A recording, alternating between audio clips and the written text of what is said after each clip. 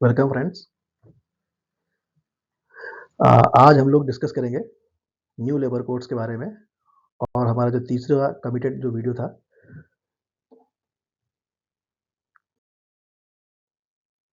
कि डिफरेंट जो हमारे 4 लेबर कोड है, इनके की कंप्लायंस की चेकलिस्ट के बारे में हम लोग जानेंगे कि हमें क्या-क्या कंप्लायंस चेकलिस्ट मेंटेन करनी है।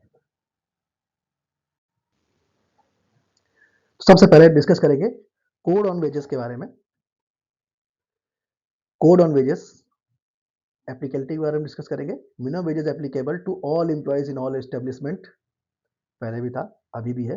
We have to maintain all the wage records, register, issue wage slips, हमने पहले भी इसके बारे में डिस्कस किया हुआ है।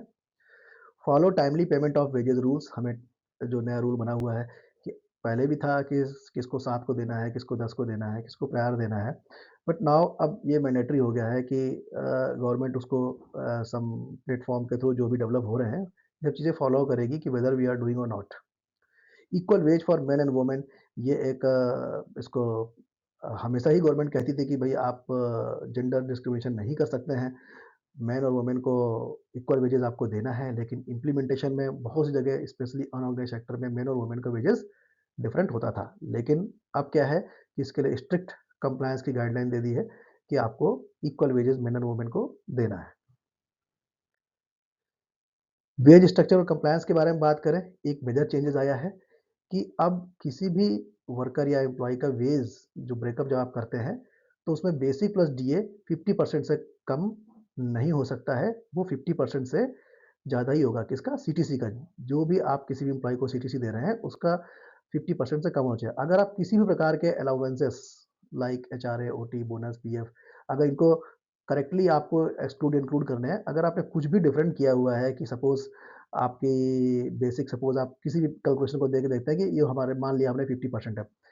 बट आपने अलाउंसेस कल को बढ़ा करके, चाहे वो किसी प्रकार के अलाउंसेस हों, अगर वो सीटीसी पे 50% से अबव निकल जाते हैं, अलाउंसेस का पार्ट, तो क्या होगा? रिमेनिंग जो percentage, suppose that is the 60% and this is, तो now this became 40% of the total, then remaining 10% will come to the basic. अगर आपके अलाउंसेस ज़्यादा है 50% से ऊपर, तो जो भी एक्स्ट्रा पार्ट है वो आकर के बेसिक में ही काउंटेड माना जाएगा। आपने अपनी सैलरी शीट पे कैसे दिखाया, अपने रजिस्ट्रेशन में कैसे भी दिखाया हो, इसका कोई मतलब नहीं है फॉर द गवर्नमेंट कंप्लायंस के लिए। ओवर टाइम वेजेस आपको डबल जो नॉर्मल रेट ऑफ वेजेस है उसका देना है, ये हमेशा चलता था और अभी भी है। डिडक्शन लिमिट के लिए एक क्राइटेरिया डिफाइन कर दिया गया है। आप किसी भी प्रकार का किसी भी एम्प्लॉय का डिडक्शन करें, पीएफ करें, ईएसआई करें, एडवांस डिडक्ट करें या any type of insurance premiums deduct करें, एनीथिंग डिडक्ट करें आप, या कभी कोई पेनल्टी डिडक्ट करना हो, व्हाटएवर डिडक्ट करना हो, बट किसी भी एम्प्लॉय की मंथली सैलरी पर डिडक्शन की लिमिट 50% से कम ही होगी, 50% से ऊपर नहीं होगी। डॉक्यूमेंटेशन की बात करें, तो हमें किस प्रकार के रजिस्टर्स कोड ऑन वेजेस के कंप्लायंस के लिए मेंटेन करने हैं। सबसे पहला रजिस्टर है एम्प्लॉयी रजिस्टर, जिसका उन्होंने प्रिस्क्राइब्ड फॉर्म और फॉर्मेट दिया हुआ है, जिसको हम काफ़ी समय से इम्प्लीमेंट कर भी चुके हैं और हर जगह यूज़ में आ रहा है। फॉर्म ए और फॉर्म ए का पार्ट बी भी है। फॉर्म ए सभी इंडस्ट्रीज़ के लिए अप्लाइड है और फॉर्म ए का जो पार्ट बी है, वो ओनली फॉर माइनिंग इंडस्ट्रीज़ के लिए अप्लाई है। वेज रजिस्टर है, जिसको जो फॉर्म बी का फॉर्मेट है, कि आपका वेज रजिस्टर का फॉर्म बी के फॉर्मेट में रहेगा, आपको मेंटेन करना है, लाइक अ सैलरी रजिस्टर जो आपका होता है। रजिस्टर और लोन एंड रिकवरीज, अगर आप किसी प्रकार का भी एम्प्लॉय को लोन देते हैं या किसी प्रकार की भी रिकवरीज करते हैं, डिडक्शंस करते हैं, तो उनका रजिस्टर आपको मेंटेन करना है फॉर्म सी में।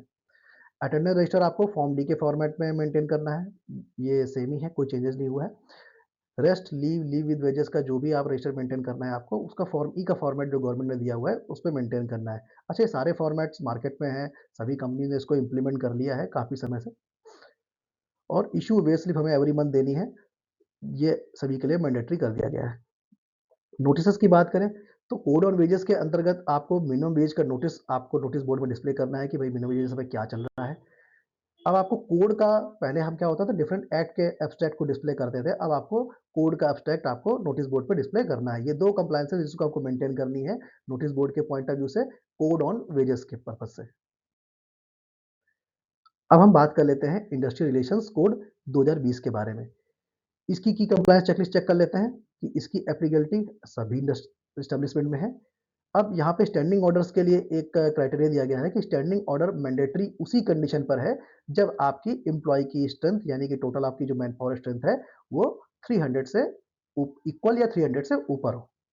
अगर 300 से कम है तो यू आर ऑप्शनल कि आपको स्टैंडिंग ऑर्डर मेंटेन करने मतलब सर्टिफाई कराना है कि नहीं कराना है। अगर है तो स्टैंडिंग ऑर्डर आपको सर्टिफाई भी कराना है और उसको अकॉर्डिंगली फॉलो भी करना है। आगे देखते हैं की कंप्लायंस के बारे में कि हमें इंडस्ट्रियल रिलेशंस कोड के अंतर्गत में एक ग्रीवेंस रिड्रेसल कमेटी को मेंटेन करना है। आपको क्या करना है कि ग्रीवेंस को रिड्रेस करने वाली कमेटी आपको मेंटेन करनी, यदि कंडीशन देखिए कोई बहुत बड़ी क्या है कि अगर आपके पास 20 से ज़्यादा वर्कर्स हैं, ठीक है ना? अगर 20 ज़्यादा वर्कर है तो आपको ये कमेटी बनानी ही बनानी है। और अगर आपके पास मेल और फीमेल दोनों प्रकार के वर्कर्स हैं तो उसमें फीमेल पार्टिसिपेशन भी होना चाहिए। आपको ट्रेड यूनियन को रिकॉग्नाइज भी करना है और नेगोशिएटिंग काउंसिल भी बनानी है। Maintain records for disciplinary action. अगर आपने किसी के एम्प्लॉय के अगेंस्ट में किसी वर्कर के अगेंस्ट में कोई भी डिसिप्लिनरी एक्शन लिया हुआ है तो उसका आपको रिकॉर्ड्स मेंटेन करना है। और follow due process for suspension termination retrenchment lay off closure के रिलेटेड जितने प्रोसेस हैं वो आपको आईआर के अंतर्गत फॉलो करने हैं। पहले जो थे लगभग वही रहने वाले हैं। आगे रूल्स आएंगे तो थोड़ा बहुत कोई चेंजेस है तो we will see that. Notices की बात करें और परमिशंस की बात करें कि आपको 60 days notice for lay off और रिट्रेंचमेंट के लिए देना है। जो सभी जिन भी इंडस्ट्रीज पर ये चीज़ एप्लीकेबल होगी, जो रूल्स पे आप देख पाएंगे, 60 डेज का आपको नोटिस देना है अगर आपको ले ऑफ या रिट्रेंचमेंट आप करने वाले हैं। Government approval for closure. अगर आपका कोई भी स्टैब्लिशमेंट आप क्लोज करने जा रहे हैं तो उसके लिए आपको गवर्नमेंट अप्रूवल तभी लेना है अगर आपके पास 300 या उससे ज़्यादा के एम्प्लॉइज काम कर रहे हैं। रजिस्टर एंड रिकॉर्ड्स की बात करें तो आईआर के अंतर्गत आप अगर कोई भी डिसिप्लिनरी एक्शन किसी भी एम्प्लॉय के अगेंस्ट में लेते हैं तो उसका रिकॉर्ड आपको मेंटेन करना है। रिट्रेंचमेंट और क्लोजर से रिलेटेड कंप्लायंस की जो भी डॉक्यूमेंटेशन है वो आपको मेंटेन करना है। आपके पास रजिस्टर्ड जो भी यूनियन है उनसे रिलेटेड जो भी रिकॉर्ड्स हैं वो आपको मेंटेन रखने हैं। ओएसएच कोड की बात करें, occupational safety health and working condition के बारे में, इसमें आपको की क्या की कंप्लायंस मेंटेन करनी है। सबसे पहले बात करें कि एप्लीकेबल ये सभी फैक्ट्रीज पर, मोटर ट्रांसपोर्ट अंडरटेकिंग में, न्यूज पेपर एस्टेब्लिशमेंट में, ऑडियो वीडियो प्रोडक्शन यूनिट्स में, building and other construction work, plantation, mines, port, dock workers, इन सभी लोगों के ऊपर ये कोड अप्लाई हो गया है। कॉन्ट्रैक्टर की केस की बात करें कि अगर ऐसे कॉन्ट्रैक्टर जिनके पास जो वर्कर्स हैं वो अगर 10 या 10 से ज़्यादा है तो उनको भी इस कोड की कंप्लायंसेस को फॉलो करना है। थ्रेशोल्ड लिमिट एक्सेप्शन की जो बात हो रही है, अगर कोई भी यूनिट ऐसी है जो जहाँ पर हजार्डस है, लाइफ थ्रेटनिंग है, देन ये 10 से कम भी अगर वर्कर होंगे तो भी ये कोड अप्लाई हो जाता है।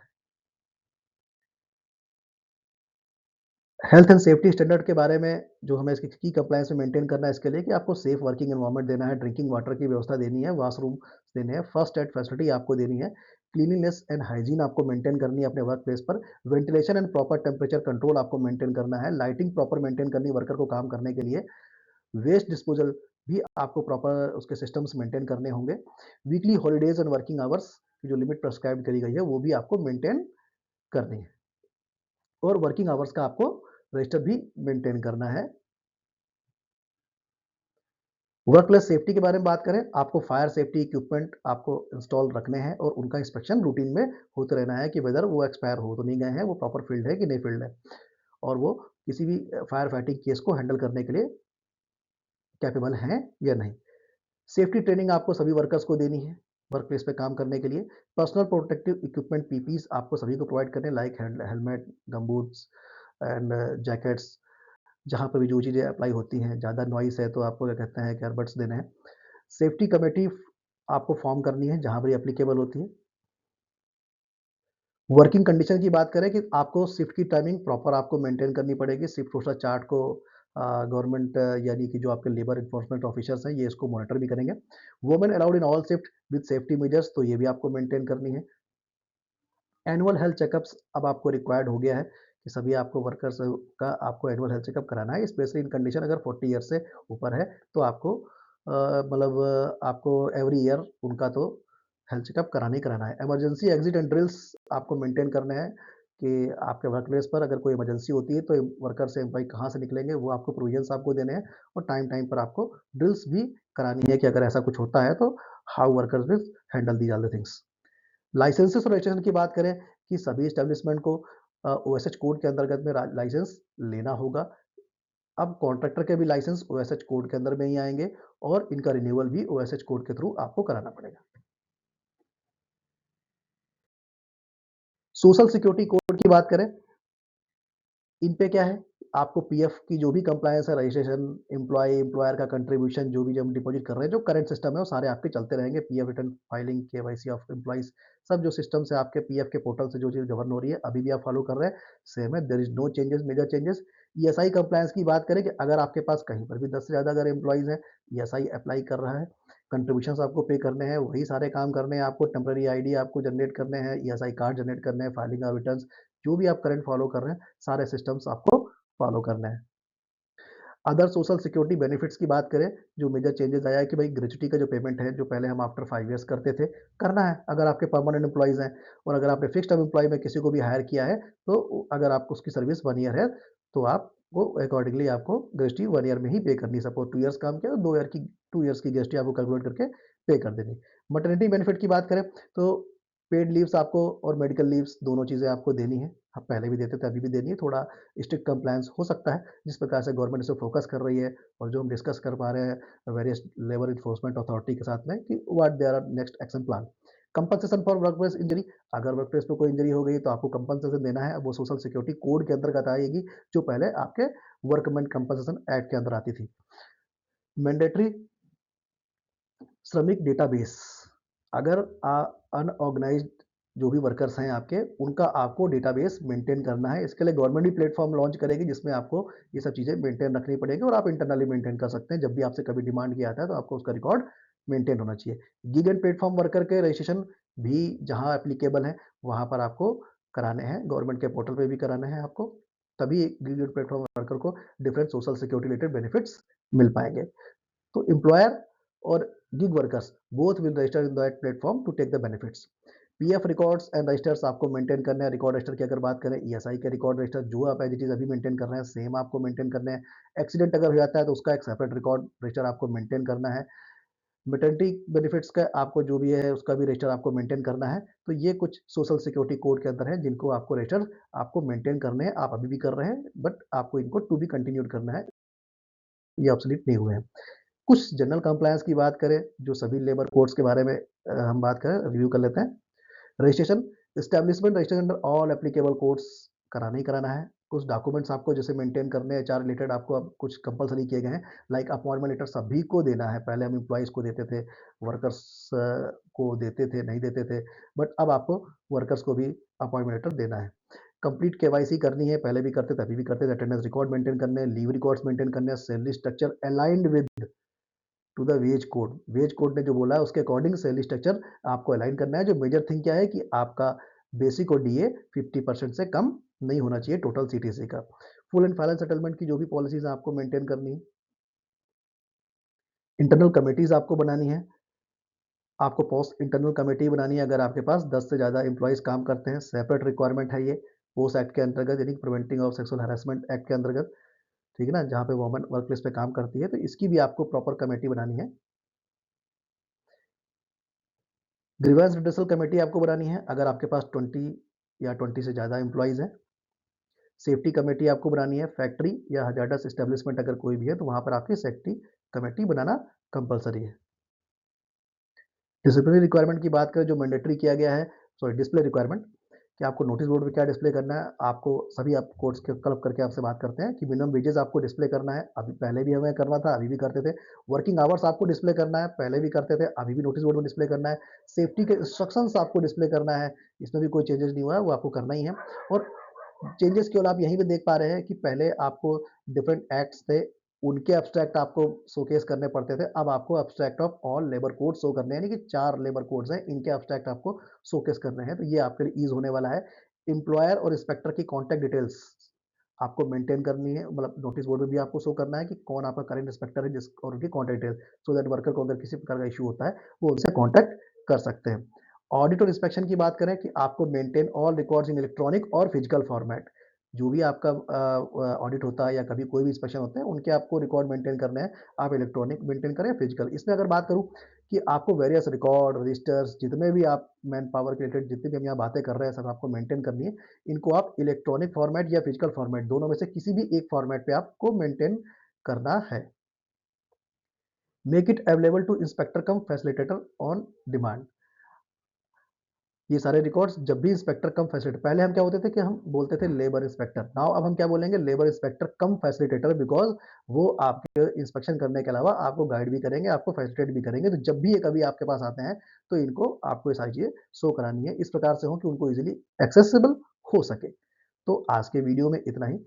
नेक्स्ट हम वीडियो लाने की पूरी कोशिश करेंगे, जो हम कर रहे हैं कि हम आपको एक-एक कोड का डिटेल डिस्कशन किया जाए, जिसमें हमारा अपकमिंग वीडियो जो आएगा कोड ऑन वेजेस पर आएगा, जिसपे हम एक-एक सेक्शन के बारे में डिस्कस करेंगे कि सेक्शन 1 क्या कहता है, सेक्शन 2 क्या कहता है, ऑल द सेक्शंस के बारे में डिस्कस करेंगे कि क्या उसमें चेंजेस आए हैं, क्या चेंजेस नहीं आए हैं, उनको हमें कैसे इंटरप्रेट करना है और किस प्रकार से अप्लाई करना है।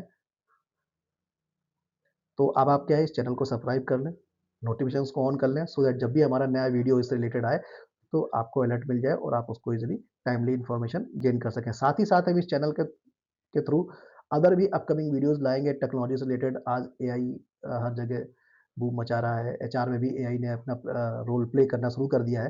तो हम एचआर रिलेटेड एक्टिविटीज़ के लिए एआई से कैसे हम अपने काम को मैनेज करेंगे, क्या करना है, ये हम सब चीज़ें इसमें देखेंगे। बेसिकली हमारा चैनल जो भी स्टूडेंट्स हैं उनके लिए खास इम्पोर्टेंट है। नॉलेज इन डिटेल जो दिया जाएगा वो स्टूडेंट्स के लिए भी बेनिफिशियल है और जो प्रैक्टिशनर है उनके लिए भी बेनिफिशियल है, यदि वो अपने नॉलेज को अपडेट करना चाहते हैं। तो इसी के साथ आज के लिए थैंक यू।